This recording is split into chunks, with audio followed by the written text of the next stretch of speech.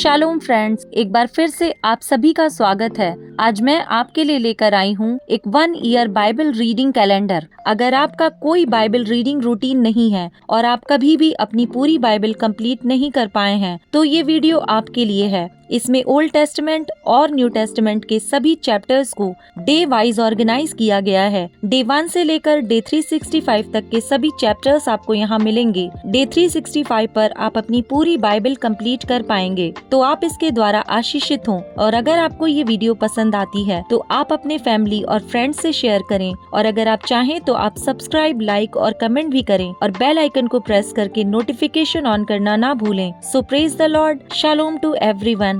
Let's get started. Day 128, chapter number 16।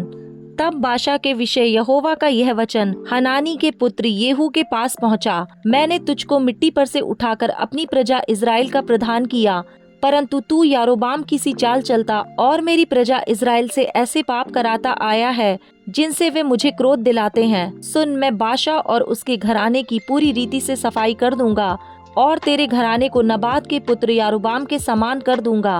बाशा के घर का जो कोई नगर में मर जाए उसको कुत्ते खा डालेंगे, और उसका जो कोई मैदान में मर जाए उसको आकाश के पक्षी खा डालेंगे। बाशा के और सब काम जो उसने किए और उसकी वीरता, यह सब क्या इज़राइल के राजाओं के इतिहास की पुस्तक में नहीं लिखा है? अंत में बाशा अपने पुरखाओं के संग सो गया और तिरसा में उसे मिट्टी दी गई, और उसका पुत्र एला उसके स्थान पर राज्य करने लगा। यहोवा का जो वचन हनानी के पुत्र येहू के द्वारा बाशा और उसके घराने के विरुद्ध आया, वह न केवल उन सब बुराइयों के कारण आया जो उसने यारोबाम के घराने के समान होकर यहोवा की दृष्टि में किया था और अपने कामों से उसको क्रोधित किया, वरन इस कारण भी आया कि उसने उसको मार डाला था। इज़राइल का राजा एला। यहूदा के राजा आसा के 26वें वर्ष में बाशा का पुत्र एला तिरसा में इज़राइल पर राज्य करने लगा और 2 वर्ष तक राज्य करता रहा। जब वह तिरसा में अरसा नामक भंडारी के घर में, जो उसके तिरसा वाले भवन का प्रधान था, पीकर मतवाला हो गया था, तब उसके जिम्री नामक एक कर्मचारी ने, जो उसके आधे रथों का प्रधान था, राजद्रोह की गोष्ठी की और भीतर जाकर उसको मार डाला और उसके स्थान पर राजा बन गया। यह यहूदा के राजा आसा के 27वें वर्ष में हुआ। जब वह राज्य करने लगा, तब गद्दी पर बैठते ही उसने बाशा के पूरे घराने को मार डाला, वरन उसने ना तो उसके कुटुंबियों और ना उसके मित्रों में से एक लड़के को भी जीवित छोड़ा। इस रीति यहोवा के उस वचन के अनुसार जो उसने येहू नबी के द्वारा बाशा के विरुद्ध कहा था, जिम्री ने बाशा का समस्त घराना नष्ट कर दिया। इसका कारण बाशा के सब पाप और उसके पुत्र एला के भी पाप थे, जो उन्होंने स्वयं आप करके और इज़राइल से भी करवा के इज़राइल के परमेश्वर यहोवा को व्यर्थ बातों से क्रोध दिलाया था। एला के और सब काम जो उसने किए, वह क्या इज़राइल के राजाओं के इतिहास की पुस्तक में नहीं लिखे हैं? इज़राइल का राजा जिम्री। यहूदा के राजा आसा के 27वें वर्ष में जिम्री तिरसा में राज्य करने लगा और तिरसा में 7 दिन तक राज्य करता रहा। उस समय लोग फिलिस्तियों के देश गिब्बतोन के विरुद्ध डेरे किए हुए थे। जब उन डेरे लगाए हुए लोगों ने सुना कि जिम्री ने राजद्रोह की गोष्ठी करके राजा को मार डाला है, तो उसी दिन समस्त इज़राइल ने ओमरी नामक प्रधान सेनापति को छावनी में इज़राइल का राजा बनाया। तब ओमरी ने समस्त इज़राइल को संग ले गिब्बतोन को छोड़कर तिरसा को घेर लिया। जब जिम्री ने देखा कि नगर ले लिया गया है, तब राजभवन के गुम्मट में जाकर राजभवन में आग लगा दी और उसी में स्वयं जल मरा। यह उसके पापों के कारण हुआ, क्योंकि उसने वह किया जो यहोवा की दृष्टि में बुरा था, क्योंकि वह यारोबाम की सी चाल और उसके किए हुए और इज़राइल से करवाए हुए पाप की लीक पर चला। जिम्री के और काम और जो राजद्रोह की गोष्ठी उसने की, यह सब क्या इज़राइल के राजाओं के इतिहास की पुस्तक में नहीं लिखे हैं? इज़राइल का राजा ओमरी। तब इज़राइली प्रजा 2 भाग में बट गई। प्रजा के आधे लोग तो तिब्नी नामक गीनत के पुत्र को राजा बनाने के लिए उसके पीछे हो लिए, और आधे ओमरी के पीछे हो लिए। अंत में जो लोग ओमरी के पीछे हुए थे, वे उन पर प्रबल हुए जो गीनत के पुत्र तिब्नी के पीछे हो लिए थे। इसलिए तिब्नी मारा गया और ओमरी राजा बन गया। यहूदा के राजा आसा के 31वें वर्ष में ओमरी इज़राइल पर राज्य करने लगा और वह 12 वर्ष तक राज्य करता रहा। उसने 6 वर्ष तिरसा में राज्य किया और उसने शेमेर से शोमरोन पहाड़ को 2 किक्कार चांदी में मोल लेकर उस पर एक नगर बसाया और अपने बसाए हुए नगर का नाम पहाड़ के मालिक शेमेर के नाम पर शोमरोन रखा। ओमरी ने वह किया जो यहोवा की दृष्टि में बुरा था, वरन उन सबों से भी जो उससे पहले थे अधिक बुराई की। वह नाबात के पुत्र यरोबाम की सी सब चाल चला और उसके सब पापों के अनुसार जो उसने इज़राइल से करवाए थे, जिसके कारण इज़राइल के परमेश्वर यहोवा को उन्होंने अपने व्यर्थ कामों से क्रोध दिलाया था। ओमरी के और काम जो उसने किए और जो वीरता उसने दिखाई, यह सब क्या इज़राइल के राजाओं के इतिहास की पुस्तक में नहीं लिखा है? ओमरी अपने पुरखाओं के संग सो गया और शोमरोन में उसको मिट्टी दी गई और उसका पुत्र आहाब उसके स्थान पर राज्य करने लगा। इज़राइल के राजा आहाब के राज्य का आरंभ यहूदा के राजा आसा के 38वें वर्ष में ओमरी का पुत्र आहाब इज़राइल पर राज्य करने लगा और इज़राइल पर शोमरोन में 22 वर्ष तक राज्य करता रहा। और ओमरी के पुत्र आहाब ने उन सब से अधिक जो उससे पहले थे वह कर्म किए जो यहोवा की दृष्टि में बुरे थे। उसने तो नबात के पुत्र यारोबाम के पापों में चलना हल्की सी बात जानकर सीदोनियों के राजा एतबाल की बेटी इजबेल से विवाह करके बाल देवता की उपासना की और उसको दंडवत किया। उसने बाल का एक भवन शोमरोन में बनाकर उसमें बाल की एक वेदी बनाई और आहाब ने एक अशेरा भी बनाया। वरन उसने उन सब इजरायली राजाओं से बढ़कर जो उससे पहले थे इजराइल के परमेश्वर यहोवा को क्रोध दिलाने के काम किए। उसके दिनों में बेतेल वासी हियेल ने यरीहो को फिर बसाया। जब उसने उसकी नींव डाली तब उसका जेठा पुत्र अबीराम मर गया और जब उसने उसके फाटक खड़े किए तो उसका छोटा पुत्र सगूब मर गया। ये यहोवा के उस वचन के अनुसार हुआ जो उसने नून के पुत्र यहोशू के द्वारा कहलवाया था। चैप्टर नंबर 17 भविष्यद्वक्ता एलिया और अकाल। तिशबी एलिया जो गिलाद के परदेसियों में से था, उसने आहाब से कहा, इज़राइल का परमेश्वर यहोवा जिसके सम्मुख मैं उपस्थित रहता हूँ, उसके जीवन की शपथ, इन वर्षों में मेरे बिना कहे ना तो मेघ बरसेगा और ना ओस पड़ेगी। तब यहोवा का यह वचन उसके पास पहुंचा, यहाँ से चलकर पूर्व की ओर जा और करीत नामक नाले में जो यरदन के पूर्व में है छिप जा। उसी नाले का पानी तू पिया कर और मैंने कौवों को आज्ञा दी है कि वे तुझे वहाँ खिलाएं। यहोवा का यह वचन मानकर वह यरदन के पूर्व में करीत नामक नाले में जाकर छिपा रहा और सवेरे और सांझ को कौवे उसके पास रोटी और मांस लाया करते थे और वह नाले का पानी पिया करता था। कुछ दिनों के बाद उस देश में वर्षा न होने के कारण नाला सूख गया। एलिया और सारपत की विधवा। तब यहोवा का यह वचन उसके पास पहुंचा, चलकर सीदोन के सारपत नगर में जाकर वहीं रह। सुन, मैंने वहाँ की एक विधवा को तेरे खिलाने की आज्ञा दी है। अतः वह वहाँ से चल दिया और सारपत को गया। नगर के फाटक के पास पहुंचकर उसने क्या देखा कि एक विधवा लकड़ी बीन रही है। उसको बुलाकर उसने कहा, किसी पात्र में मेरे पीने को थोड़ा पानी ले आ। जब वह लेने जा रही थी तो उसने उसे पुकार के कहा, अपने हाथ में एक टुकड़ा रोटी भी मेरे पास लेती आ। उसने कहा, तेरे परमेश्वर यहोवा के जीवन की शपथ, मेरे पास एक भी रोटी नहीं है, केवल घड़े में मुट्ठी भर मैदा और कुप्पी में थोड़ा सा तेल है। और मैं 2 लकड़ी बीन कर लिए जाती हूँ कि अपने और अपने बेटे के लिए उसे पकाऊं और हम उसे खाएं, फिर मर जाएं। एलिया ने उससे कहा, मत डर, जाकर अपनी बात के अनुसार कर, परंतु पहले मेरे लिए एक छोटी सी रोटी बनाकर मेरे पास ले आ। फिर इसके बाद अपने और अपने बेटे के लिए बनाना, क्योंकि इज़राइल का परमेश्वर यहोवा यों कहता है कि जब तक यहोवा भूमि पर मेघ ना बरसाएगा तब तक ना तो उस घड़े का मैदा समाप्त होगा और ना उस कुप्पी का तेल घटेगा। तब वह चली गई और एलिया के वचन के अनुसार किया। तब से वह और स्त्री और उसका घराना बहुत दिन तक खाते रहे, यहोवा के उस वचन के अनुसार जो उसने एलिया के द्वारा कहा था। ना तो उस घड़े का मैदा समाप्त हुआ और न उस कुप्पी का तेल घटा। इन बातों के बाद उस स्त्री का बेटा जो घर की स्वामिनी थी रोगी हुआ और उसका रोग यहाँ तक बढ़ा कि उसका सांस लेना बंद हो गया। तब वह एलिया से कहने लगी, हे परमेश्वर के जन, मेरा तुझसे क्या काम? क्या तू इसलिए मेरे यहाँ आया है कि मेरे बेटे की मृत्यु का कारण हो और मेरे पाप का स्मरण दिलाए? उसने उससे कहा, अपना बेटा मुझे दे।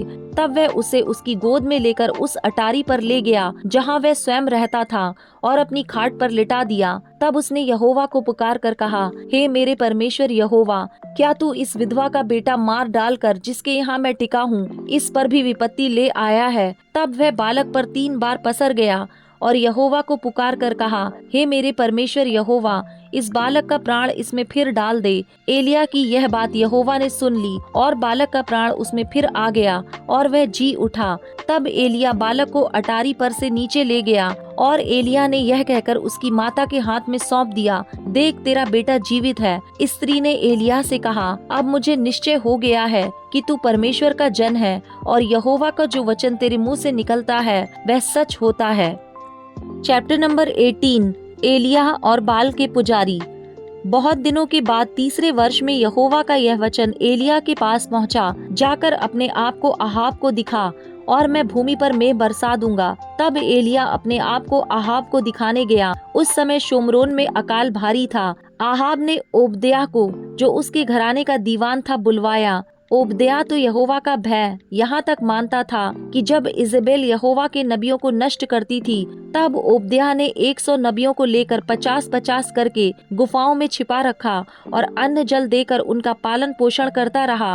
और अहाब ने ओबद्याह से कहा, देश में जल के सब सोतों और सब नदियों के पास जा, कदाचित इतनी घास मिले कि हम घोड़ों और खच्चरों को जीवित बचा सकें और हमारे सब पशु मर न जाएं। अतः उन्होंने आपस में देश बांटा कि उसमें होकर चलें। एक ओर आहाब और दूसरी ओर ओबद्याह चला। ओबद्याह मार्ग में था कि एलिया उसको मिला। उसे पहचान कर वह मुंह के बल गिरा और कहा, हे मेरे प्रभु एलिया, क्या तू है? उसने कहा, हाँ मैं ही हूँ। जाकर अपने स्वामी से कह, एलिया यहाँ है। उसने कहा, मैंने ऐसा क्या पाप किया है कि तू मुझे मरवा डालने के लिए आहाब के हाथ में करना चाहता है? तेरे परमेश्वर यहोवा के जीवन की शपथ, कोई ऐसी जाति या राज्य नहीं जिसमें मेरे स्वामी ने तुझे ढूंढने को ना भेजा हो। और जब उन लोगों ने कहा वह यहाँ नहीं है, तब उसने उस राज्य या जाति को इसकी शपथ खिलाई कि एलिया नहीं मिला। और अब तू कहता है, जाकर अपने स्वामी से कह कि एलिया यहाँ है। फिर ज्यों ही मैं तेरे पास से चला जाऊंगा, त्यों ही यहोवा का आत्मा तुझे ना जाने कहाँ उठा ले जाएगा। अतः जब मैं जाकर आहाब को बताऊंगा और तू उसे ना मिलेगा, तब वह मुझे मार डालेगा। परंतु मैं तेरा दास अपने लड़कपन से यहोवा का भय मानता आया हूँ। क्या मेरे प्रभु को यह नहीं बताया गया कि जब इजेबेल यहोवा के नबियों को घात करती थी, तब मैंने क्या किया कि यहोवा के नबियों में से 100 लेकर 50-50 करके गुफाओं में छिपा रखा और उन्हें अन्न जल देकर पालता रहा। फिर अब तू कहता है, जाकर अपने स्वामी से कह कि एलिया मिला है, तब वह मुझे घात करेगा। एलिया ने कहा, सेनाओं का यहोवा जिसके सामने मैं रहता हूँ, उसके जीवन की शपथ, आज मैं अपने आप को उसे दिखाऊंगा। तब ओबद्याह आहाब से मिलने गया और उसको बता दिया। अतः आहाब एलिया से मिलने चला। एलिया को देखते ही आहाब ने कहा, हे इज़राइल के सताने वाले, क्या तू ही है? उसने कहा, मैंने इज़राइल को कष्ट नहीं दिया, परंतु तू ही ने और तेरे पिता के घराने ने दिया है, क्योंकि तुम यहोवा की आज्ञाओं को टालकर बाल देवताओं की उपासना करने लगे। अब दूत भेजकर सारे इज़राइल को और बाल के 450 नबियों और अशेरा के 400 नबियों को, जो इजेबेल की मेज पर खाते हैं, मेरे पास करमेल पर्वत पर इकट्ठा कर ले। तब आहाब ने सारे इज़राइल को बुला भेजा और नबियों को करमेल पर्वत पर इकट्ठा किया। और एलिया सब लोगों के पास आकर कहने लगा, तुम कब तक दो विचारों में लटके रहोगे? यदि यहोवा परमेश्वर हो तो उसके पीछे हो लो, यदि बाल हो तो उसके पीछे हो लो। लोगों ने उसके उत्तर में एक भी बात ना कही। तब एलिया ने लोगों से कहा, यहोवा के नबियों में से केवल मैं ही रह गया हूँ और बाल के नबी 450 मनुष्य हैं। इसलिए 2 बछड़े लाकर हमें दिए जाएं और वे एक अपने लिए चुनकर उसे टुकड़े टुकड़े काट कर लकड़ी पर रख दें और कुछ आग ना लगाएं। और मैं दूसरे बछड़े को तैयार करके लकड़ी पर रखूंगा और कुछ आग ना लगाऊंगा। तब तुम अपने देवता से प्रार्थना करना और मैं अपने यहोवा से प्रार्थना करूंगा, और जो आग गिराकर उत्तर दे वही परमेश्वर ठहरे। तब सब लोग बोल उठे, अच्छी बात। और एलिया ने बाल के नबियों से कहा, पहले तुम एक बछड़ा चुनकर तैयार कर लो, क्योंकि तुम तो बहुत हो। तब अपने देवता से प्रार्थना करना, परंतु आग ना लगाना। तब उन्होंने उस बछड़े को जो उन्हें दिया गया था लेकर तैयार किया, और भोर से लेकर दोपहर तक वह यह कहकर बाल से प्रार्थना करते रहे, हे बाल हमारी सुन, हे बाल हमारी सुन। परंतु ना कोई शब्द और ना कोई उत्तर देने वाला हुआ।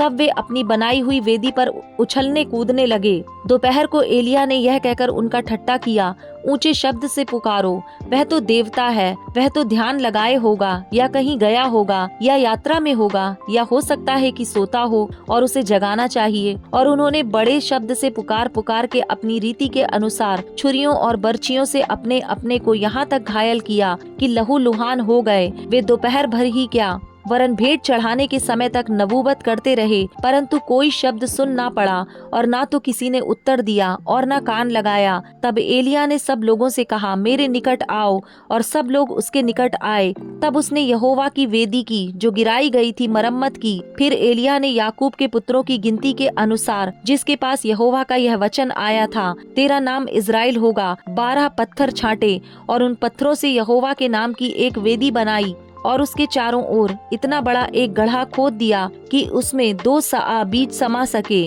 तब उसने वेदी पर लकड़ी को सजाया और बछड़े को टुकड़े टुकड़े काट कर लकड़ी पर रख दिया और कहा, 4 घड़े पानी भर के होमबलि पशु और लकड़ी पर उंडेल दो। तब उसने कहा, दूसरी बार वैसा ही करो। तब लोगों ने दूसरी बार वैसा ही किया। फिर उसने कहा, तीसरी बार करो। तब लोगों ने तीसरी बार भी वैसा ही किया और जल वेदी के चारों ओर बह गया और गड्ढे को भी उसने जल से भर दिया।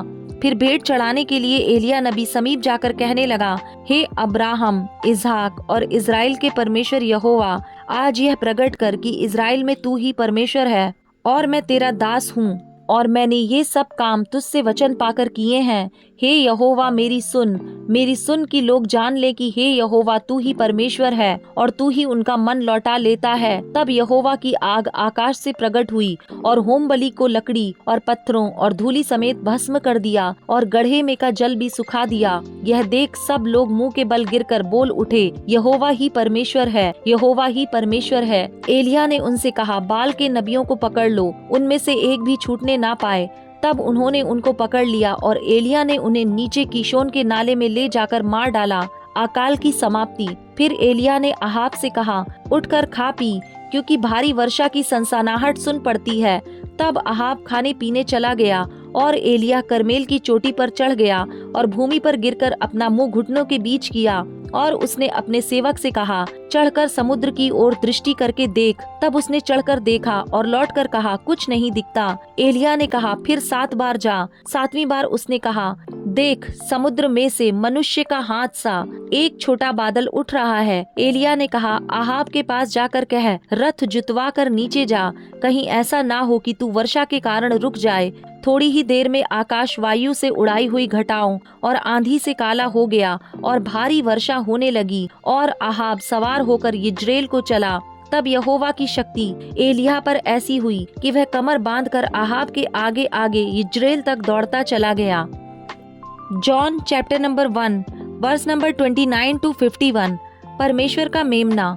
दूसरे दिन उसने यीशु को अपनी ओर आते देखकर कहा, देखो, यह परमेश्वर का मेमना है जो जगत का पाप उठा ले जाता है। यह वही है जिसके विषय में मैंने कहा था, एक पुरुष मेरे पीछे आता है जो मुझसे श्रेष्ठ है, क्योंकि वह मुझसे पहले था। मैं तो उसे पहचानता ना था, परंतु इसलिए मैं जल से बपतिस्मा देता हुआ आया कि वह इज़राइल पर प्रकट हो जाए। और यूहन्ना ने यह गवाही दी, मैंने आत्मा को कबूतर के समान आकाश से उतरते देखा है और वह उस पर ठहर गया। मैं तो उसे पहचानता ना था, परंतु जिसने मुझे जल से बपतिस्मा देने को भेजा, उसी ने मुझसे कहा, जिस पर तू आत्मा को उतरते और ठहरते देखे, वही पवित्र आत्मा से बपतिस्मा देने वाला है। और मैंने देखा और गवाही दी है कि यही परमेश्वर का पुत्र है। यीशु के प्रथम चेले। दूसरे दिन फिर यूहन्ना और उसके चेलों में से 2 जन खड़े हुए थे और उसने यीशु पर जो जा रहा था दृष्टि करके कहा, देखो, यह परमेश्वर का मेमना है। तब वे दोनों चेले उसकी यह सुनकर यीशु के पीछे हो लिए।